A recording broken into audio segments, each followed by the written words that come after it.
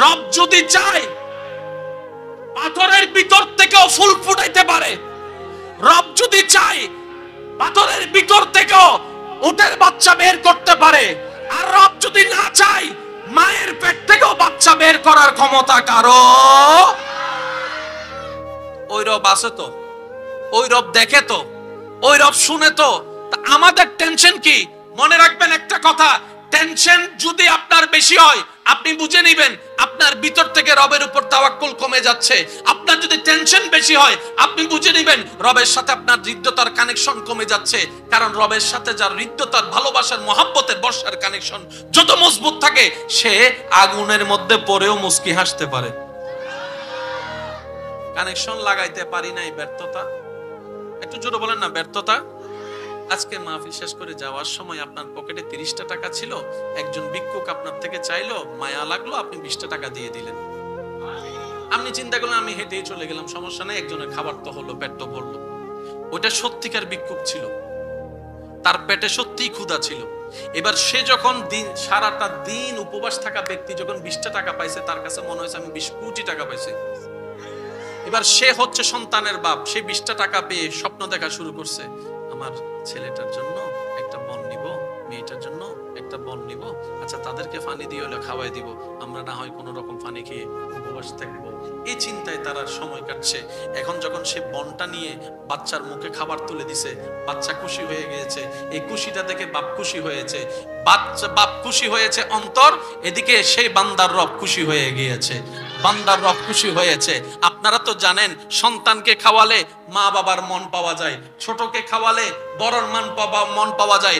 বান্দাকে খুশি করলে বান্দার রবকে খুশি করা যায়, বান্দার রবকে খুশি করা যায়। এবার সেই 20টা টাকা আপনার কাছে কিচ্ছুই মনে হয় নাই, আপনার কাছে গায়েও লাগে নাই, কিন্তু আপনি বুঝতেও পারেন নাই কত বড় খেলা ঘুরে গিয়েছে। আপনার এই দৃশ্যটা দেখে রব ফেরেশতাকে ডাক দিয়ে বলে, এ আমার ফেরেশতা, তার তাকদীরের ফাইলটা আনতো। এই যে কয় টাকা দিছেন? আপনি তো চলে যাচ্ছেন ঘরের দিকে, হেঁটে হেঁটে চলে যাচ্ছেন, আপনার গায়েও লাগতেছে না 20 টাকা, এগুলো কি? রব বলে যে তার তাকদীরের ফাইলটা আনতো, দেখতো কিছু আছে কিনা সামনে, বিপদ টিপদ। ফেরেশতা বলতেছে, আল্লাহ আগামী মাসের এত তারিখ সে ফটিয়া একটা বাজারে যাবে, এতটা বাজে কাজ শেষ করবে, রাস্তার মধ্যে দাঁড়াবে, থানার মোড়ে দাঁড়ানোর পরে একটা গাড়ি ব্রেক ফেল করে এসে তারা এমন ভাবে কোমরে ধাক্কা মারবে, সে 10 হাত দূরে যাইয়া পড়বে, মাথা ফেটে যাবে, কোমর ভেঙে যাবে। সাথে সাথে তাকে পটিয়া হসপিটালে নিবে, ডাক্তার বলবে এটা আমাদের পক্ষে করা সম্ভব না, সিডাং মেডিকেলে নিয়ে যাবে। সিডাং মেডিকেলে 2 মাস থাকার পরে ডাক্তার বলবে এটা আমাদের পক্ষে সম্ভব না, ঢাকা মেডিকেলে নিয়ে যাবে। ঢাকার মধ্যে 6 মাস থাকার পরে বলবে যে এটা আমাদের পক্ষে সম্ভব না, আপনারা একটু বাইরের দেশে নিয়ে যান। তখন তার মা বাবা জায়গা জমিন বিক্রি করে সন্তানকে বাঁচানোর জন্য বিদেশ করে আসবে। 3 বছর পরে মোটামুটি সে একটু হাঁটতে পারবে। রব বলে যে সব কাট, রব বলে যে সব কাট। ফেরেশতা বলে আল্লাহ সব কাটবো মানে? তুমি তো তাকদীরের মধ্যে লিখেছো। তখন রব্বুল আলামিন বলে, ফেরেশতা আমার নবী কি বলেছে তুমি কি শুনো নাই? আমার নবী কি ওয়াদা করেছে তুমি কি শুনো নাই? as-সাদাকাতু তারাদ্দুল বালা, যে সদকা দিবে তার বলা মুসিবত কেটে যাবে, বলা মুসিবত কেটে যাবে। সে আমার বান্দার মুখে হাসি ফুটিয়েছে, আমি আল্লাহ তার মুখে হাসি ফুটাবো।